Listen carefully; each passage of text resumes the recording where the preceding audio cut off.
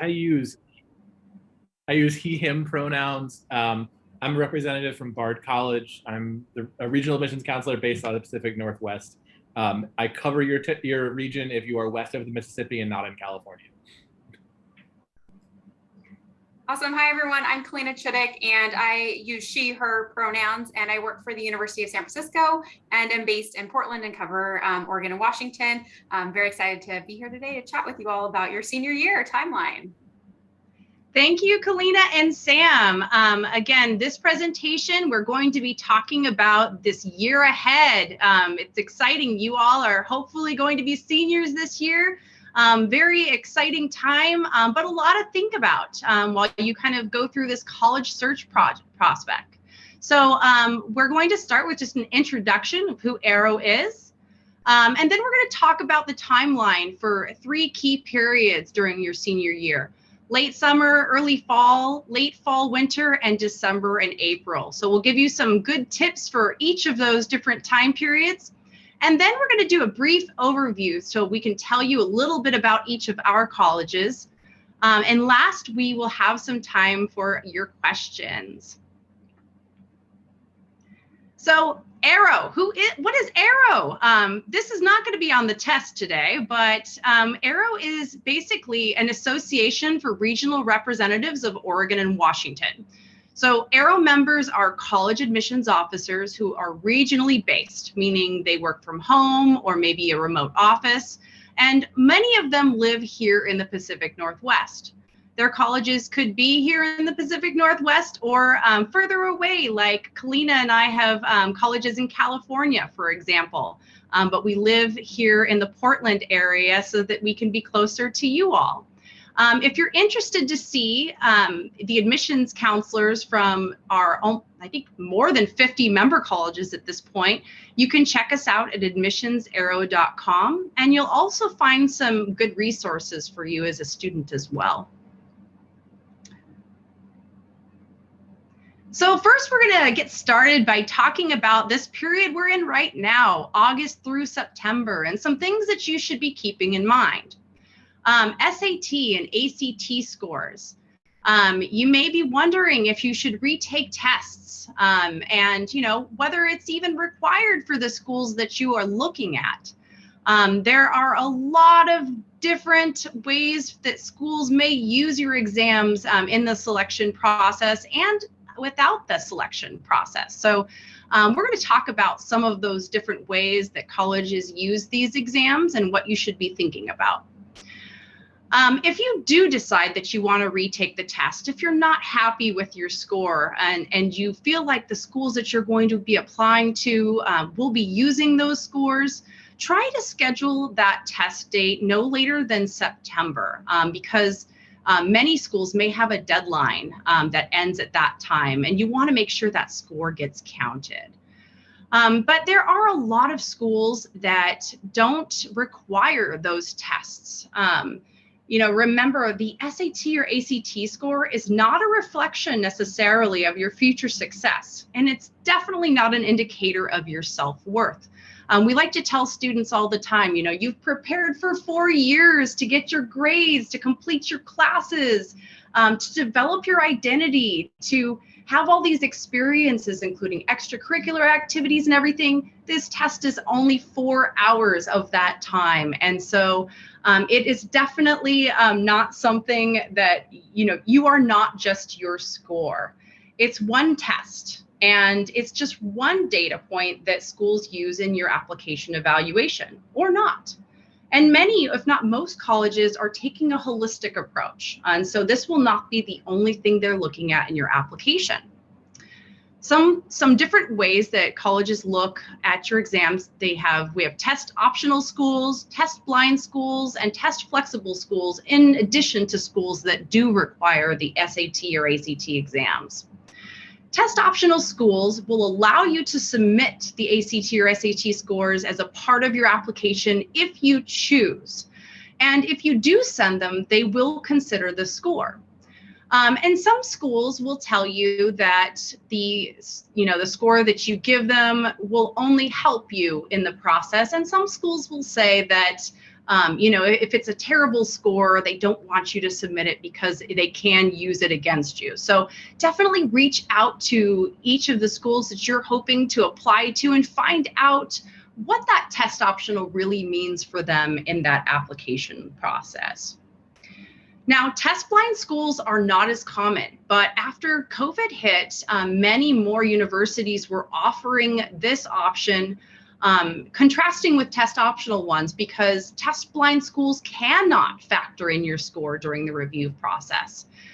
Even if you send a wonderful, perfect score, it cannot be used to determine whether you are successful for admissions. One thing to take note of is even test blind schools may use your score for other things, such as placements. So even if you don't need to submit your SAT or ACT score for the selection or application process, you may need to, go ahead and submit them if you have them in order to avoid taking a placement test into math or English. So those scores may be used in other ways. Another thing to take into consideration with test optional schools as well as test blind schools is that the schools may be using these for scholarship applications. Not all of them do, but some of them may be using them. So make sure that you're checking in and that you're not putting yourself at a disadvantage by not submitting that score. And then last, we've got some test flexible schools that will let you submit other scores instead of the SAT or ACT. For example, if you're in an IB program or an AP program.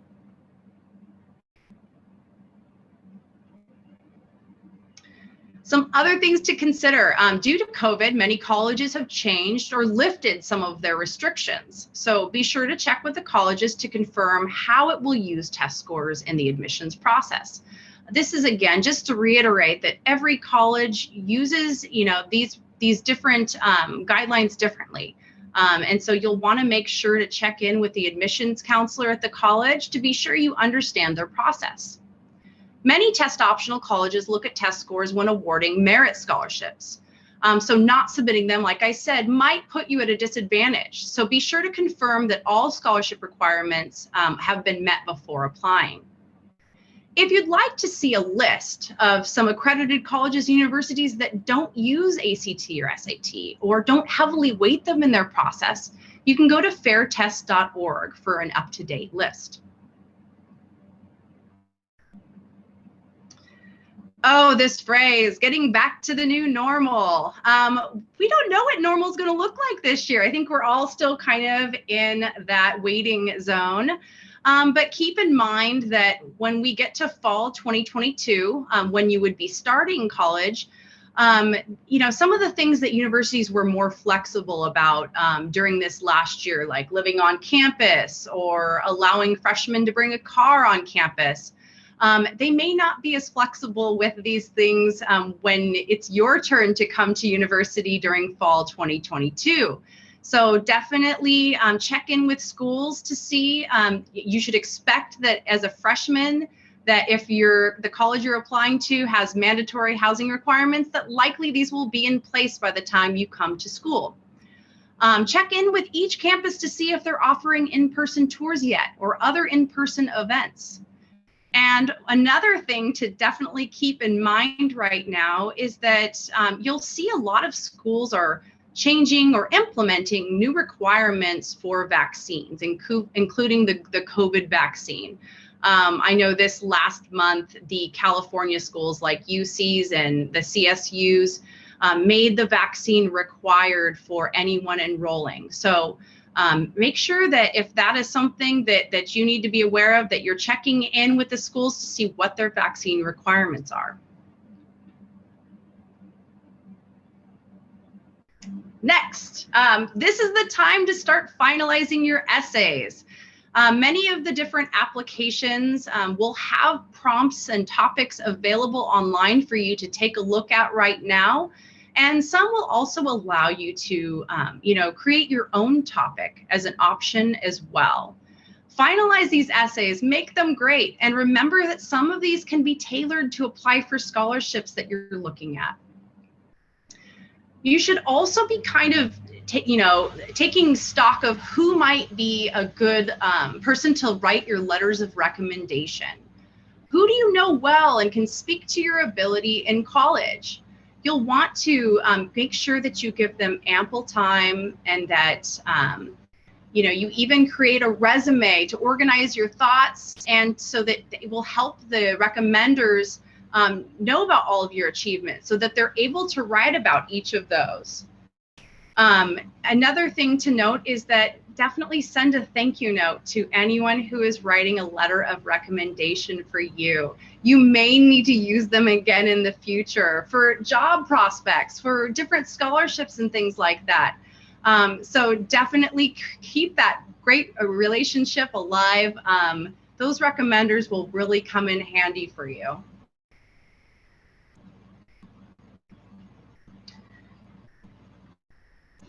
So, like I said, most universities are back to offering in-person and virtual tours and visits. But as you know, that can change from week to week, especially if you're looking at universities that are in higher COVID rate zones. Definitely check in and make sure that they're still offering in-person visits if you're planning to do that during this time. You may want to save some of the farther trips to colleges for when you are admitted, and maybe want to visit during the spring for those. But you can always visit a couple of different colleges nearby, so you get a feel for the campus and what they're like. Some schools provided opportunities during your visit to meet with an admissions rep, maybe a faculty member. Maybe you can sit in a mock class with a professor, or even do a housing tour. One thing that I highly recommend, whether you're doing your visit in person or virtual, is to connect with a current student in the major or majors that you are the most interested in. Getting that student perspective and finding out details about what kind of experiences those students have available to them is going to give you just a lot of information that will be helpful in determining your visit, or determining which college that you end up going to. Even if you can't get to a school in person, spend some time on the website, getting to know the programs and making sure that they have the programs offered that you are most interested in. In addition, do a little research on the top 4 or 5 things that are most important to you. Is it clubs? Is it sports, networking, internship opportunities, or even Greek life? If you're able to do an in-person visit, make sure that you also take a look at the area surrounding the college. Is this a place that you can see yourself for the next 4 years? What's the weather like? Take a look at the different activities that you have available to you in that area. Is there an airport nearby if you live out of state? If you are an avid skier, are there opportunities for you to go ski? Are there mountains and snow nearby for you to do these kinds of things? These can all be very helpful for you to kind of think about while you're planning these visits and connecting with these colleges. Last, I would say, be sure to reach out to your college counselor early this year. If they don't know you already, go in and introduce yourself. Make an appointment and talk about some of the schools that you're interested in, some of the programs. They will be a fantastic resource for you as you're trying to kind of choose between some of the different colleges. And they may even have some ideas of colleges that you haven't thought of. And I would also recommend checking in with them weekly for different local city scholarships that you can apply for, and they'll also know the deadlines.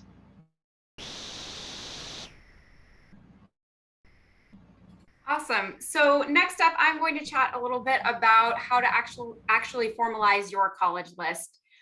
So Ryan gave some great tips about visiting colleges, but really want to give you an overview of there are a lot of options out there to choose from.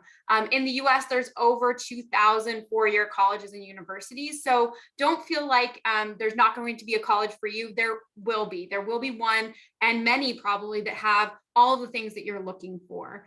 So really doing that research, planning those trips, doing maybe virtual visits to get an idea about these different colleges can really help you as you narrow down that list. Also paying attention to accreditation. There are, for-profit and nonprofit universities out there. There's various forms of accreditation. A tip is that you want to look for a school that is regionally accredited. That means that the credits you earn there would transfer to another school. So that's something to just keep an eye out for when you're looking at different colleges and universities.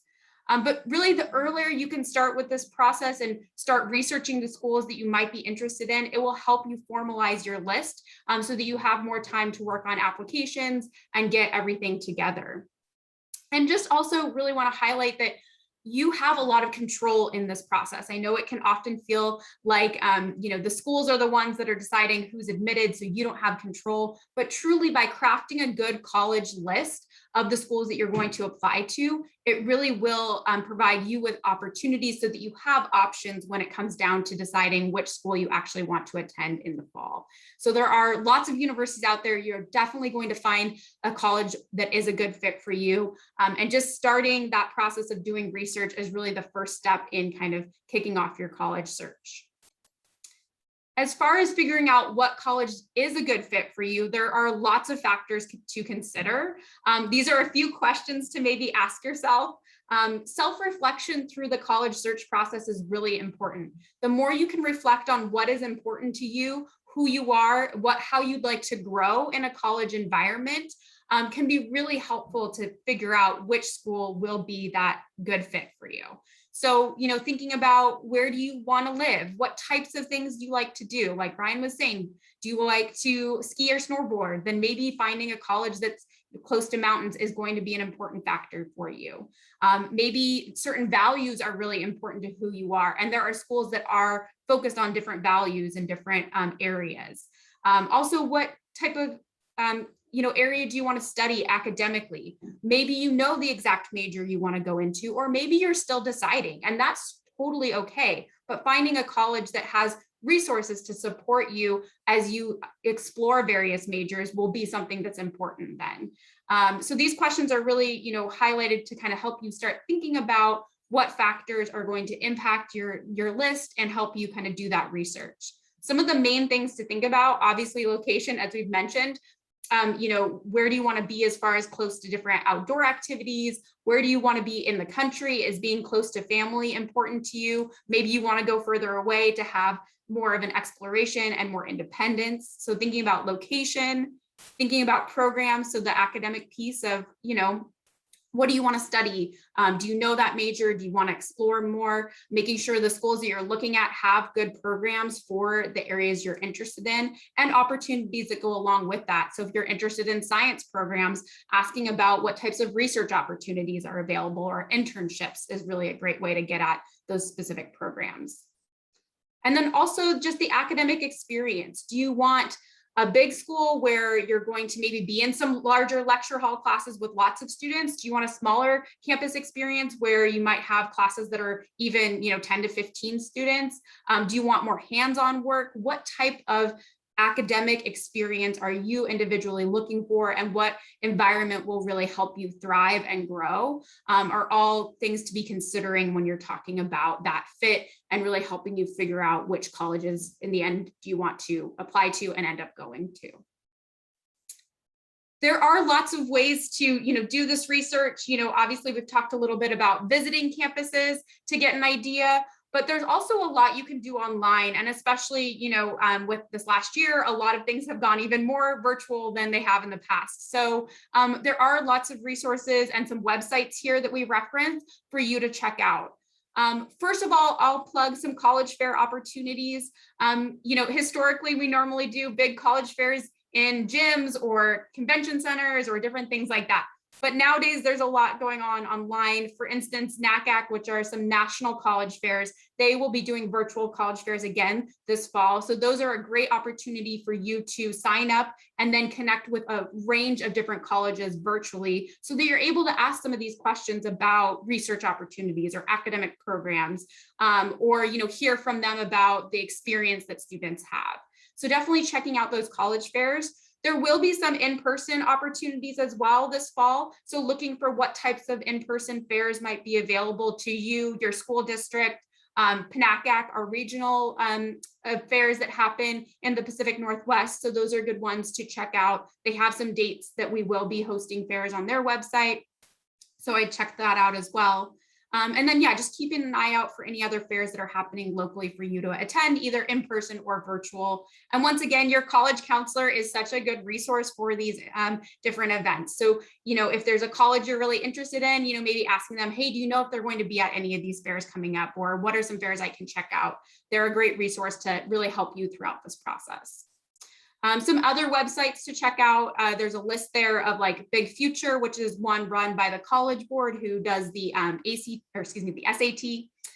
There's also like Princeton Review and other ones where you can kind of put in some parameters of what you're looking for, and they'll list out different colleges that you might look into for your research. So it's a great way, like if you're looking for a specific major, like maybe you want environmental engineering, trying to see which schools have that, these websites can really help kind of narrow it down so that you're not having to do all that research on your own.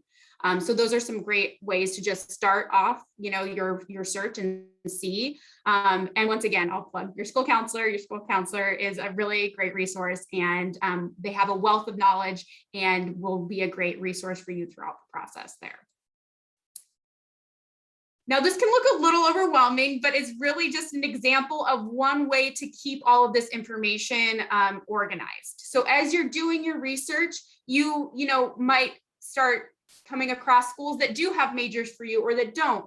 Keeping a list of the schools you've done research on and kind of the different factors for them can really help you stay organized, so that you're not saying, oh, wait, did that college have this major? Or I can't remember what the size of this one was, or the deadline. So the more you can keep track of these things, the better, because it can get a little overwhelming the further you get into your senior year.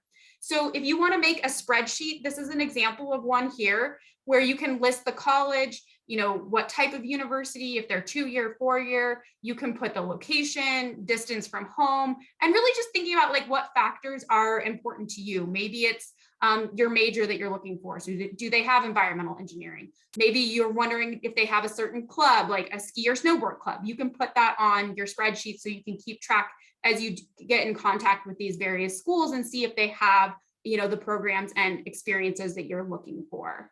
I'd also really encourage you to keep a list of dates and deadlines, so you can add to the spreadsheet, you know, dates, deadlines, so that you know when the application's due, maybe even a link to the application, so that it helps you, once again, keep track and have all of that information in one place to make sure you're not missing any important upcoming deadlines for the application. You can also start crossing schools out. So maybe you find that a school is too far away or is too big for kind of what you've decided that you're looking for. You can cross those schools out of your list, and it's okay for schools to come into your list and come out of your list. Don't feel like you have to have the perfect list right now. Part of the research process is looking at these different schools and figuring out, is this a yes school I want to apply? Is it a no? Maybe I'll come back to this one later on if I'm unsure. So it's okay to have this list really be a work in progress and kind of a place for you just to keep all of your thoughts and information. And then just a little bit about kind of the October-November timeline and what you should really be thinking about and focusing on. So if you haven't already started that spreadsheet in October, November, definitely get that going. Create a spreadsheet, especially for deadlines. Like I said, it'll be very helpful for you. The earlier you can create that, I think the better, so that you can have your research in one place. But I would say October, November, the latest you'll want to really start that spreadsheet there. Also connecting with your personal admission counselor. So for each school, you're assigned an admission counselor. So reach out to those schools that kind of are on the top of your list. Reach out to them and introduce yourself, ask some questions that you might have. They're really the person that's your main point of contact throughout the admissions process for that school. So if you do have questions throughout it, they're that person that will really be helping you through that. Also, something very important opens in October. It's called the FAFSA, the Free Application for Federal Student Aid. If you plan to apply for financial aid, you do need to fill out the FAFSA. So you'll want to go in. October 1 is when it opens for this upcoming cycle. So October 1, it will open for the 2022-23 school year. Is that right? Oh my gosh, sounds so far away. But that's what it will open up for.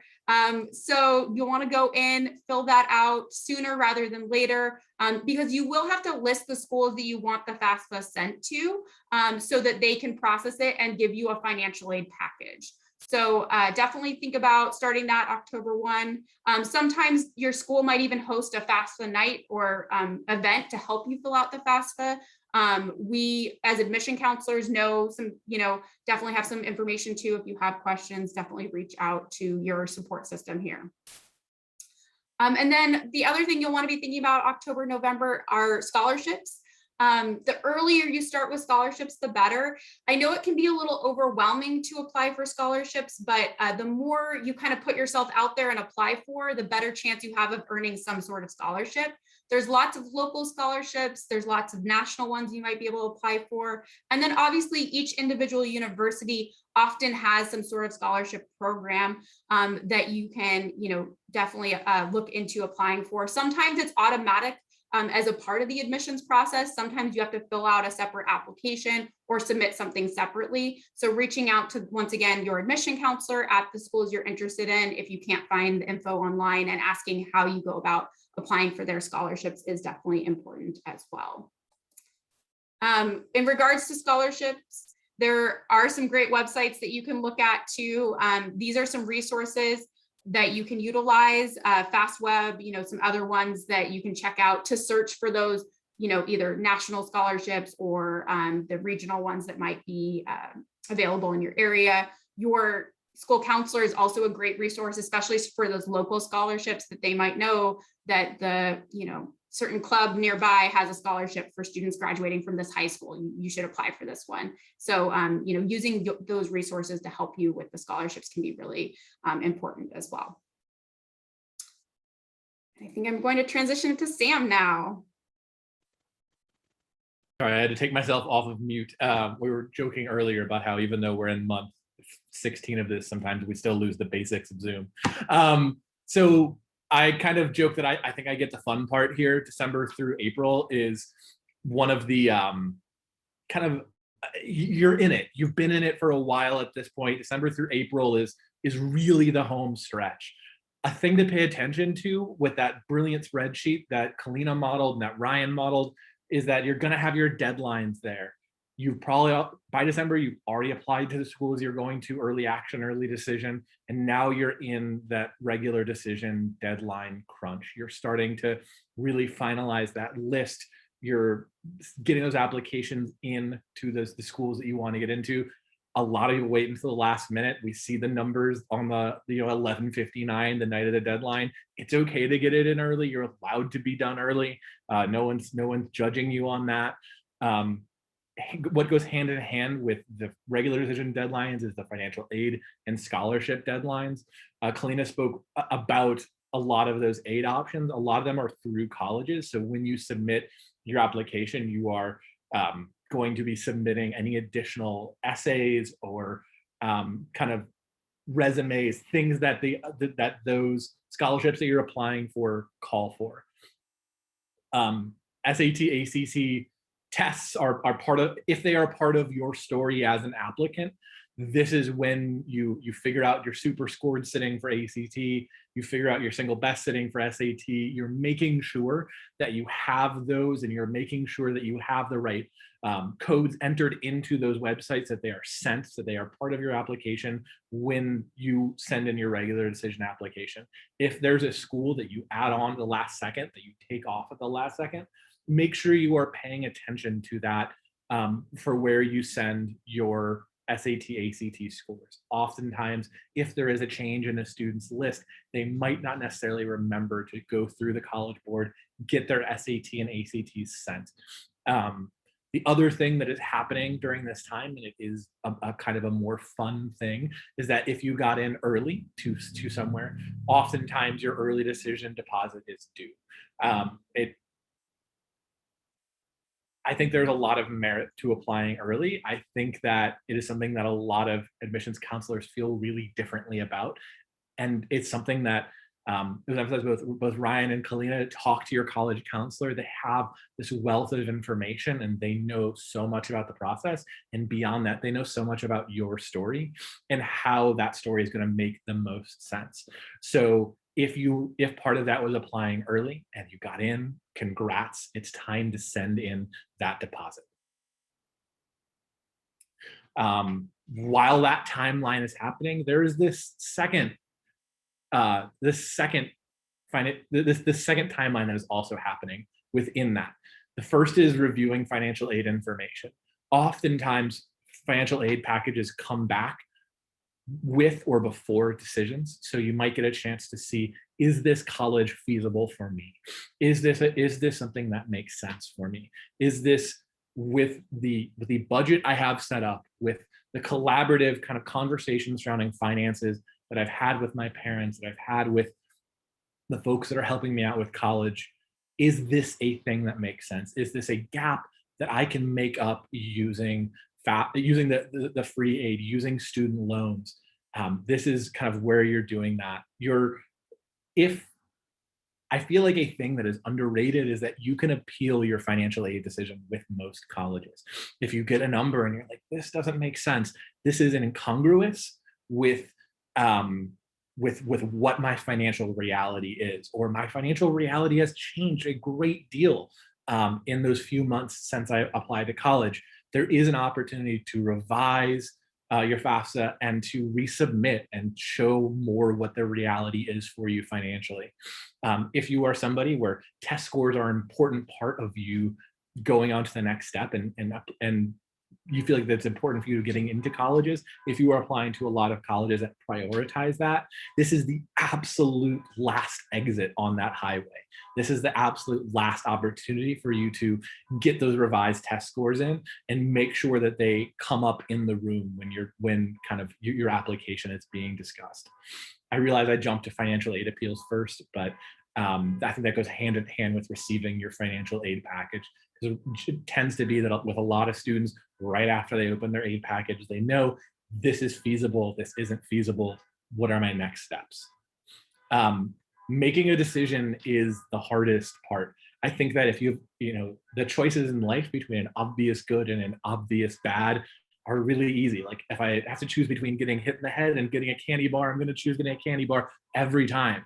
But sometimes you have two amazing choices in front of you. And as much as there is anxiety around getting into colleges, most of the students I talk to are dealing with a decision between two colleges that they love, two colleges that mean a lot to them, two colleges that they have really done their research on, and they're really sure that this is an amazing place for them.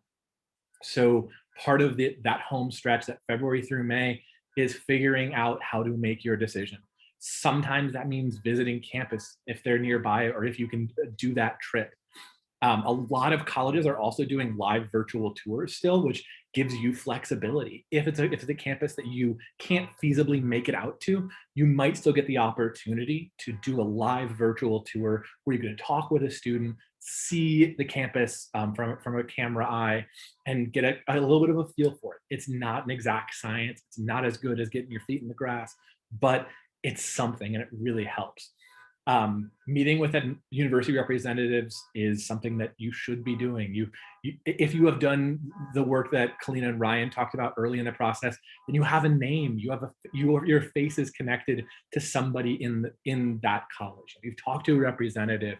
You've gone to an info session. You have that long history of interest, and oftentimes being open with a college representative and saying, "Hey, I'm really torn between this choice. Talk to me." And I feel like we've all gotten that dialogue before, and we all know how hard that is. So it was a great time to engage with the university representatives, chat with them about any final questions you have, ask the big questions. I feel like at this point, the power in the process has shifted. The power is now in your hands, and that's really awesome. Once you have decided on your college, you are going to do your housing selection. A lot of colleges require you to live on campus your freshman year. A lot of that means that you're filling out a housing profile. You are making sure that you are applying to a community that makes the most sense for you. You're kind of figuring out what you want out of your first year living experience, because there is such a wide choice.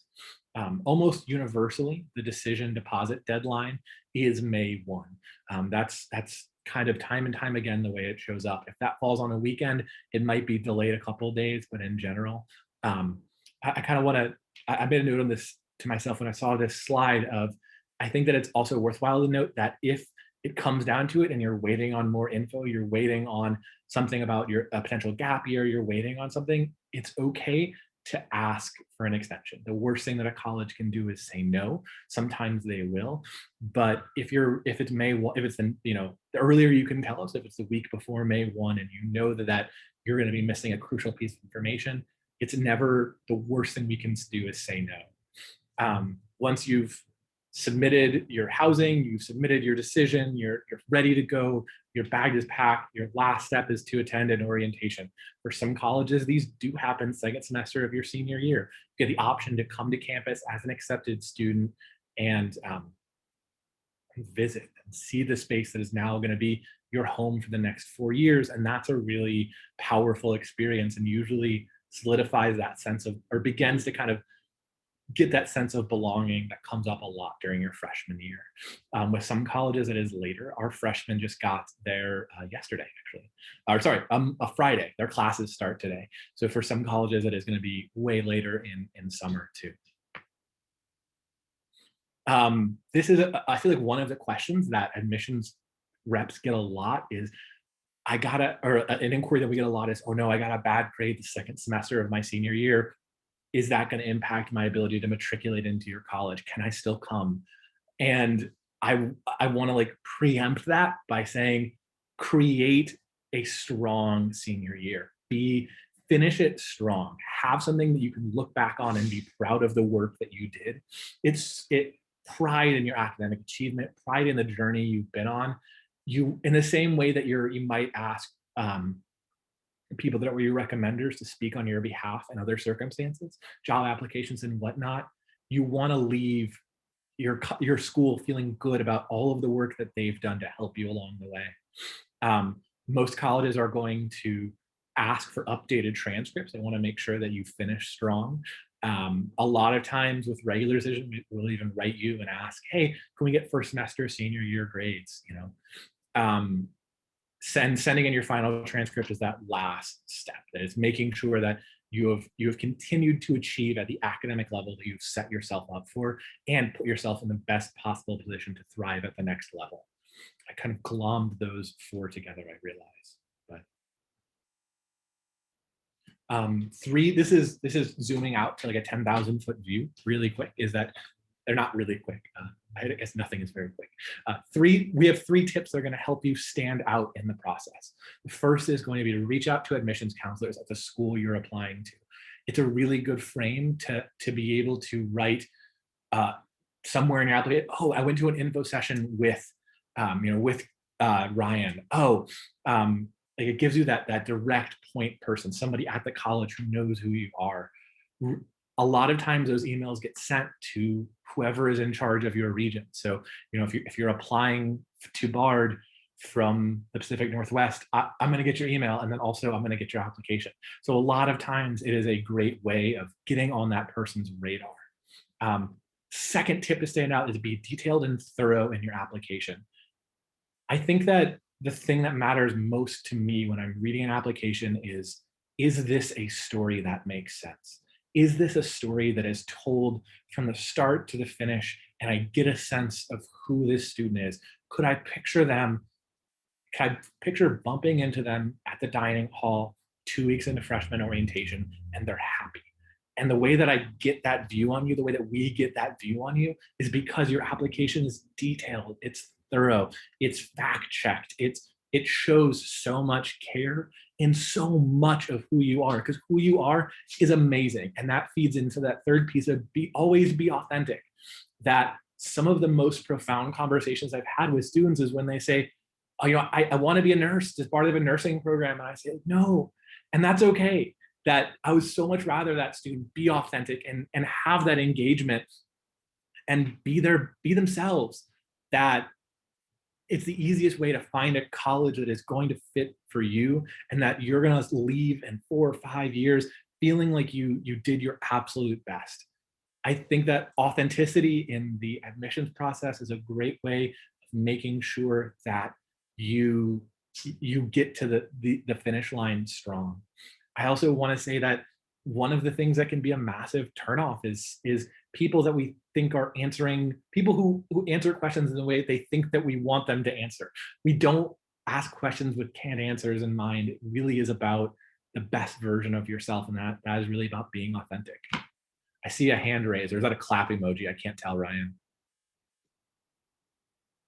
Clapping for that point, Sam. Okay, sorry. I feel like I got on my got on my pedestal there for a second, but I think this is the last slide of the presentation. Sorry, we have our individual slides. I get to go first. I forgot. So I kind of want to give you a 3-minute BARD pitch. Or the 3-minute BARD snapshot. I don't like the word pitch. We're not in sales. It's a snapshot. So BARD is a 1,900-acre campus 2 hours north of New York City. We are in the beautiful, scenic Hudson Valley, home of great apple cider donuts and leaves that turn colors that even I, as a person is profoundly colorblind, am amazed by. We have 1,900 undergraduate students, plus about 300 to 500 graduate students, depending on the load. Those master's students tend to be there only during summer, especially for our MFA program. 50% of our classes have 10 or fewer students. We are a smaller college. We are a college where you know your professors on a first name basis, where your professors invite you over for dinner at the end of the semester as a way of saying thank you for engaging, where we are a very discussion-based class. It is not a school where you can hide in the back. You are sitting around a long table. You are having discussions, even in science classes. 71% of students at BARD are receiving financial aid, and the average aid package covers actually just over 60. I just saw the new numbers this morning. Just over 60% cost of attendance, which is to say that our goal is to make it as affordable as possible. We do our absolute best. I should note, we're entirely need-based. We don't have any merit-based scholarships. So that FAFSA, that CSS profile, is really important to receiving that aid. We also have a lot of incentive programs for students that are attending college as the first generation of their family to do so. If you're by chance a Hudson Valley student, I don't know why you'd be here, but we have local students too. There's a lot of stuff for that. 50% of BARD students cover, wow. 50% of BARD students study abroad within 4 years at the college. BARD has extensions in Berlin, Kyrgyzstan, the West Bank of Palestine. Sorry, I should know that. Yeah, or sorry, there's the 4. There's Bishkek, Berlin, West Bank, and then I always forget the last. Oh, Austria, Vienna, Austria. You can begin your time at BARD by beginning in Berlin and spend a full year there. I know some people, outcomes are what they think about, so that we are the top producer of Fulbright and Watson Fellows of any school in the nation. This was reaffirmed this year. We're really proud of it. I know that Watson is less named than Fulbright, so I like to kind of give the Watson spiel, which is that it is a grant specifically for the graduates of small liberal arts colleges. You go off and you study something that has nothing to do with something you studied at college. To give a concrete example, one of my best friends at BARD was very into puppetry. He had spent his whole life being a puppet maker, a puppet creator. He did these elaborate circus shows over at BARD, and his Watson grant was studying the culture of puppetry across the world. So you're given this chunk of cash, and you're just tasked with setting off, and you're not allowed to return to the U.S. for 365 days. So that's the Watson.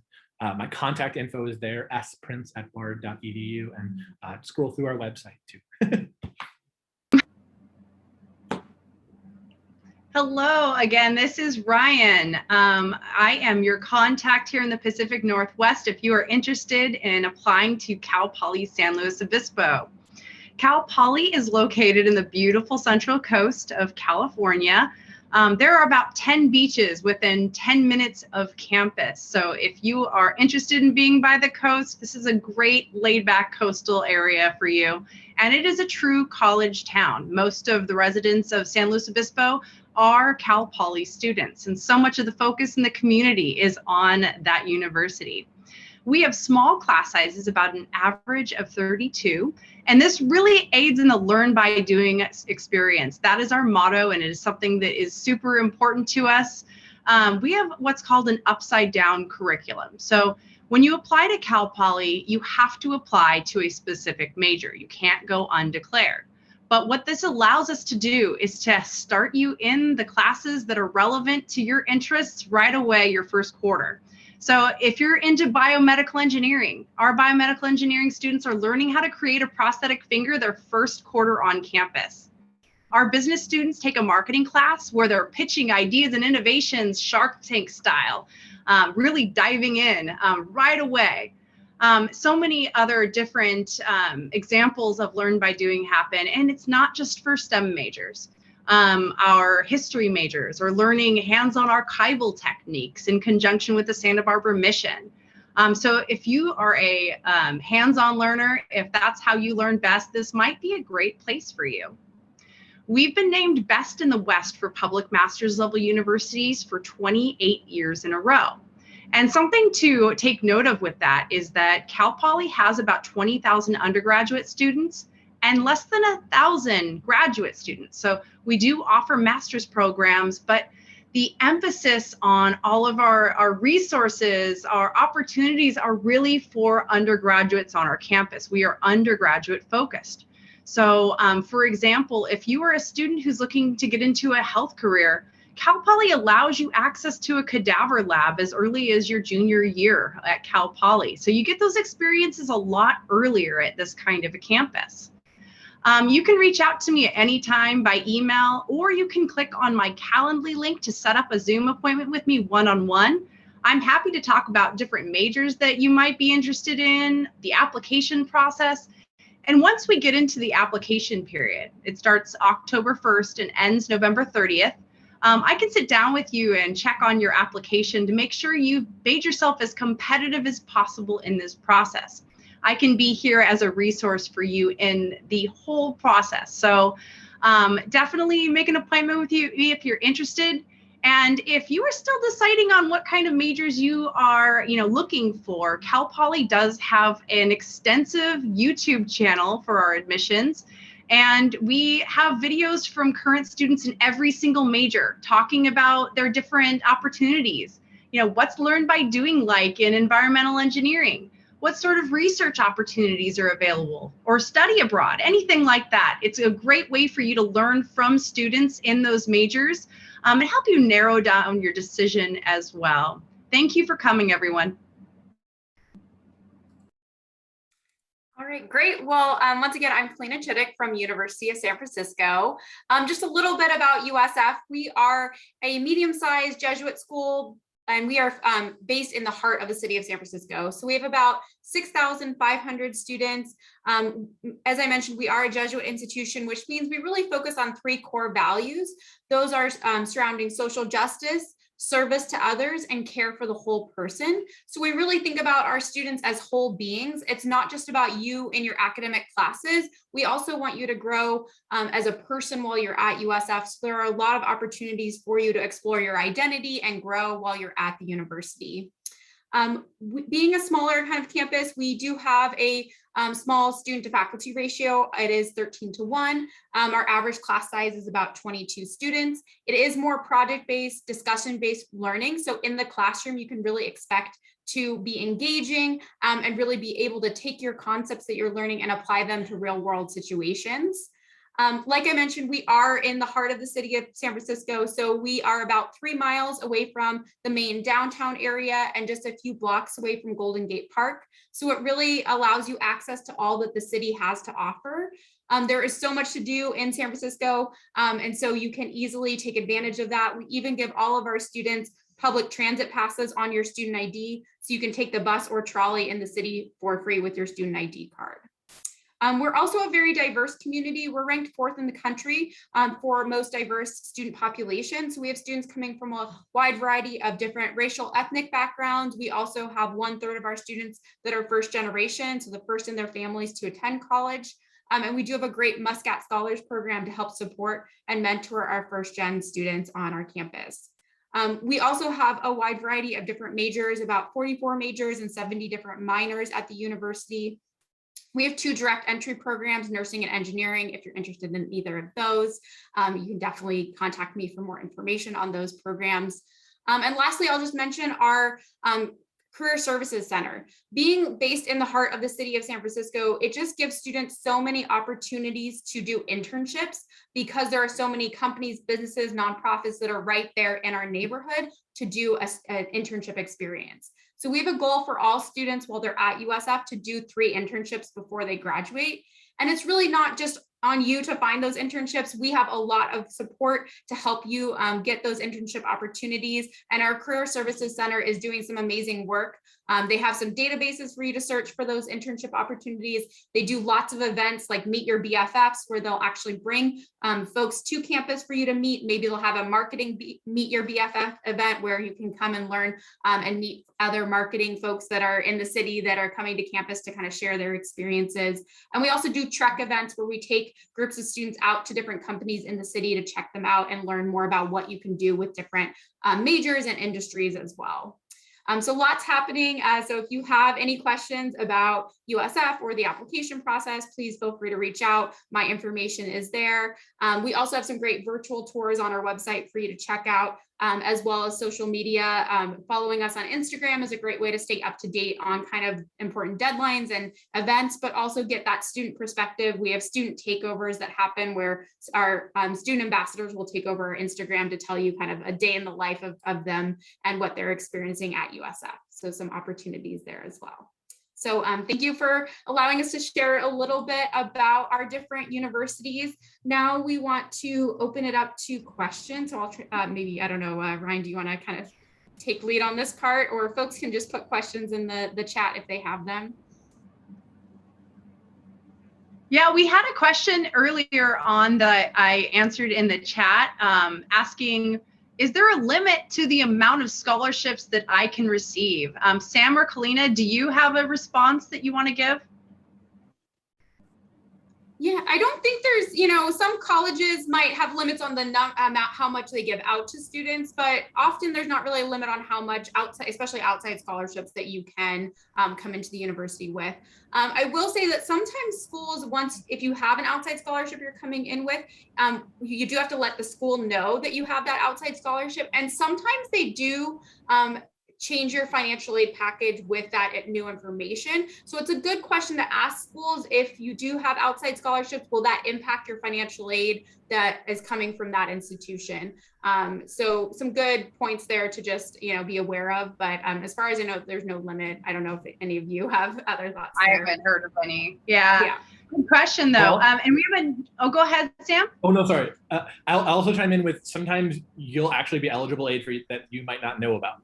That sometimes we'll send students that are really STEM focused, like, oh, we've given you the Distinguished Science Scholar, congrats. And it's just an excuse for us to make sure that we are creating the most affordable path towards college. And that sounds like pretty shared. The next 2 questions we've just received won't apply to me because my school is very objective and does not use a holistic approach. So I'm going to direct these to you 2. For schools that offer interviews, when is the best time to take these? Yeah, I think reaching out to the schools and asking, a lot of times there are optional parts of the admissions process, which means it's up to you if you want to sign up for one. And normally they happen in conjunction with when you're applying. So if you're applying early action, early decision, they're going to take place probably in September, October, November kind of time frame. If you're applying regular decision, it might be January, February. Some schools are offering virtual opportunities for these as well, especially with this last year and COVID and everything going on. So it's good to reach out and ask. There are some schools that it is required as a part, and normally if you're applying and it's a required part, they'll send you kind of how to sign up for those interview opportunities. Thanks, Kalina. And so Sam, I'll direct this one over to you. Is it better to apply with the Common App or a school-specific app? That is actually a good question. I don't have a very concrete take on this. I think the Common App is a great instrument. I think that if a college has a specific app or a unique way of applying, if it is towards the top of your list, then it is worthwhile to explore that. For example, we have a way of applying where you don't use the Common App and instead you write us 4 essays that are 5 pages each. And so if we are at the top of your list and that's the way you think is your best path forward, go for it. But our applications via that are less than 40 every year, so it's not common to not use the Common App, and I think that's pretty shared. If it's different at your institutions, I don't want to speak on behalf of them. We have a school specific one, so we don't give the option of using the Common App at all. Okay. I think it's always best to go to the admissions rep for the school and ask them directly how they think you should apply. That is also always the best option there. How about you, Kalina? Yeah, so we only use the Common App for USF. We make it simple, but there are some schools that have multiple ways you can apply. And I think, like Ryan said, reach out to the admission counselor and also think what best highlights your abilities and strengths. So if there's a certain application that allows you to, like Sam was saying, submit more essays, and maybe you're a really good writer and you want to show that, then I think utilizing kind of those applications that really highlight your strengths is another kind of key factor to think about. Marsha Monma, she's an independent counselor from the Seattle area, also had some good information about the earlier question about scholarships and amounts. She says the scholarship and financial aid cannot exceed the total cost of attendance, but if you do get more, this might require deferring some of your outside scholarships to a future year. So thank you, Marsha, for that clarity. That definitely makes sense, and it's a great tip for our students. Last question that I see here, do the schools consider the SAT administrations were repeatedly canceled after registration this past spring, and we might not have been able to get scores yet? Where would you communicate that to the school? I can say from my experience, Dana, is that many schools have reacted to that by making themselves test optional or test blind, or being flexible in ways like that to make sure that everyone has access and it's a fair process. Each school is going to handle that differently. But some of the schools are going to allow you to explain that you weren't able to get an ACT or SAT, and some of them are not. So definitely reach out to each school specifically to find out how they are handling that. I would also say that, sorry, and if this, I don't mean to go, I don't say that, trust if a school is saying test optional, that they mean test optional, or if they're saying test blind, that they mean test blind.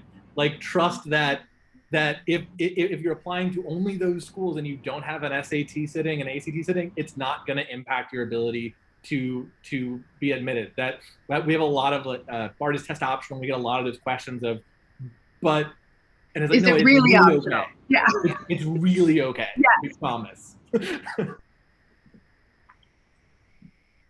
I think we had another question here. What are the pros and cons to applying early action versus regular application deadline?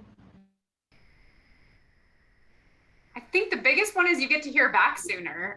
So, your senior year can get stressful, and there's also a lot of fun events to take part in your senior year. So sometimes getting, that application process over early on and hearing back earlier just allows you more time to then consider what school you actually want to attend, maybe visiting campuses and kind of processing the different options you have. I think some students choose to do regular decision instead because they might want more information for the colleges. So for regular decision, you most likely would have the chance to submit your first semester of your senior year grades with that application. Whereas if you apply early action, early decision, chances are you're not going to have any grades from your senior year. So for students that are on more of an upward grade trend and you really want to show that first semester of your senior year grades, regular decision can be a really great option for you as well. So those are just kind of some pros and cons for applying either early or regular, but I don't know if you all have other thoughts. I think that if you are applying early action to a school that is number one no matter what, then it's going to be an easy decision, right? But if you're applying early action to one or two of the schools and you just haven't really made your decision yet, it can put you in an awkward position. So definitely keep that in mind as well. Another follow-up question to that is, if we apply early or regular decision, does the amount of financial aid we get change? My school doesn't do early actions. Yeah. I think that's where it can depend on the school. For USF, no, but there are some schools that it might be more of like for scholarships, a first come kind of basis. So it's always good to ask, but I think for most institutions, it's pretty similar scholarship and obviously financial aid opportunities for both, options there, but always good to ask. I would just say that there's a faux pas in applying late, that like being accepted and then applying for aid a month later can make it really hard to get a number that makes sense for you, and that is indicative of the amount that you might actually need. So if you think you're going to need aid, apply for aid. And do it early. Good advice. Great. Well, thank you so much for these great questions. I think they're really helpful, and we hope that you learned a lot today about what to expect this next upcoming year. And above all, please contact your admissions counselor. We are more than willing and able to help you with any questions you have about this process, about the specific universities you are looking at, and can answer some of those questions a little bit more directly. Definitely have a wonderful rest of your Monday. And if you somehow missed part of this, we are recording, and we'll have these recordings up on our YouTube channel in the next week or so. Thank you so much for joining us.